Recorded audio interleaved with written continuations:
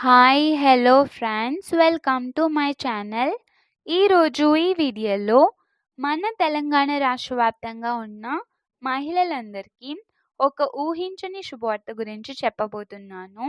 మహాలక్ష్మి 2500 రూపాయలు పథకానికి సంబంధించి సంక్రాంతి కానుకగా ఈ తేదీన విడుదల చేయబోతున్నారు. సో డబ్బులు ఎప్పుడు విడుదల చేస్తారు, ఏ తేదీన విడుదల చేస్తారు, మీరు డబ్బులు పొందడానికి అర్హతలు ఏంటి, దానికి సంబంధించిన పూర్తి ఇన్ఫర్మేషన్ ఈ వీడియోలో తెలుసుకుందాం. సో ప్లీజ్ చూడండి, ఇక్కడ కూడా స్కిప్ చేయకండి, ఎండ్ వరకు చూడండి. వీడియోని స్టార్ట్ చేసే ముందు మీకు ఒక small request friends. TG government నుంచి అలాగే సెంట్రల్ గవర్నమెంట్ నుంచి ఏ చిన్న అప్డేట్ వచ్చినా మీరు మిస్ కాకుండా ఉండాలంటే వెంటనే ఈ ఛానల్ని సబ్స్క్రైబ్ చేసుకోండి. అండ్ సబ్స్క్రైబ్ చేసుకునే వాళ్ళందరూ కూడా సబ్స్క్రైబ్ బటన్ పక్కన ఉన్న గంట సింబల్లో ఆలని పెట్టుకోవడం మర్చిపోకండి. ఇలా పెట్టుకోవడం వల్ల నేను పెట్టే ప్రతి ఒక్క వీడియో మీకు నోటిఫికేషన్ రూపంలో రావడం జరుగుతుంది. అండ్ మీకు ఈ వీడియో నచ్చితే కనుక లైక్ చేయండి ఫ్రెండ్స్. ఇక లేట్ చేయకుండా టాపిక్ని స్టార్ట్ చేసేద్దాం. సో మహాలక్ష్మి పథకంలోని చివరి పథకంగా ఆడబిడ్డల కోసం రాష్ట్ర ముఖ్యమంత్రి శ్రీ రేవంత్ రెడ్డి గారు మహిళా శక్తి పథకం పేరుతో ప్రతి నెల 2500 రూపాయలు నేరుగా మహిళల ఖాతాల్లో జమ చేయడానికి ఈ పథకాన్ని ప్రారంభించబోతున్నారు. సో దీనికి సంబంధించి రాష్ట్ర ప్రభుత్వం కొన్ని అర్హత నిబంధనలు విడుదల చేసింది. ఈ అర్హతలకు అనుగుణంగా అర్హత సాధించిన మహిళలకు మాత్రమే ఈ పథకానికి సంబంధించిన డబ్బులు విడుదల చేయనున్నారు. సో సంక్రాంతి కానుకగా మహిళల ఖాతాల్లోకి డబ్బులు విడుదల చేసేందుకు కేబినెట్ సమావేశంలో కొత్త మార్గదర్శకాలను ముఖ్యమంత్రి ప్రకటించారు. సో ఈ పథకం కింద తెలంగాణ రాష్ట్రంలో శాశ్వత నివాసం కలిగి 18 నుంచి 60 సంవత్సరాల వయసు మధ్యలో ఉన్న మహిళలు అర్హులు. సో ముఖ్యంగా ఎస్సీ, ఎస్టీ, పీసీ మరియు మైనార్టీ వర్గాలకు చెందిన మహిళలు ఈ పథకానికి అర్హులు. సో వార్షిక ఆదాయం వచ్చేసి గ్రామీణ ప్రాంతాల్లో 1,20,000 లోపు అయితే ఉండాలి. పట్టణ ప్రాంతాల్లో 1,400 లోపు ఉండాలి.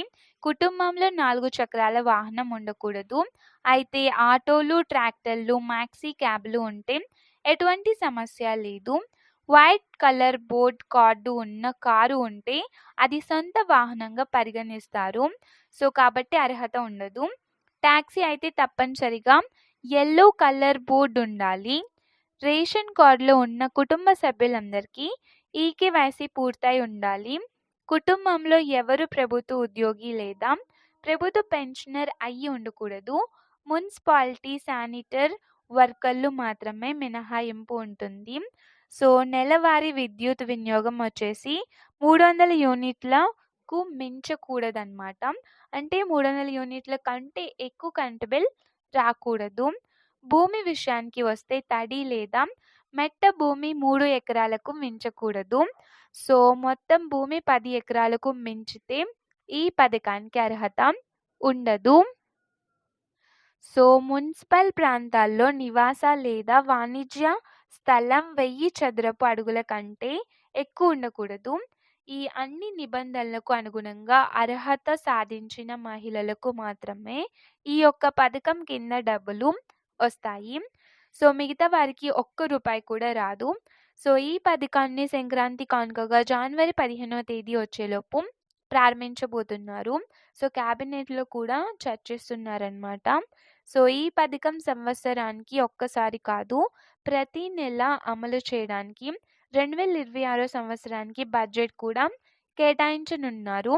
సో క్యాబినెట్లో బడ్జెట్ కూడా చర్చిస్తున్నారు. మొదట అర్హుల జాబితాను విడుదల చేసి అనంతరం సంక్రాంతి రోజున కానీ లేదా సంక్రాంతికి ముందే, సో సంక్రాంతి రాకుండా ముందే అయినా కానీ 15వ తేదీ వచ్చేలోపే భారీ బహిరంగ సభ ఏర్పాటు చేసి కొంతమంది మహిళలకు చెక్కులు అందించి ఆ తరువాత అర్హులైన ప్రతి మహిళ ఖాతాల్లోకి నేరుగా డబ్బులు జమ చేస్తారు.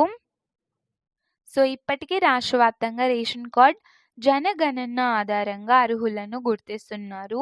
సో రేషన్ కార్డుతో ఆధార్ లింక్, బ్యాంక్ అకౌంట్‌తో ఎన్‌పీసీఐ మ్యాపింగ్, ఈకేవైసీ పూర్తయి ఉంటే 18 సంవత్సరాలు పైబడిన మహిళలకు ఆటోమేటిక్‌గా అర్హత వచ్చేస్తుంది.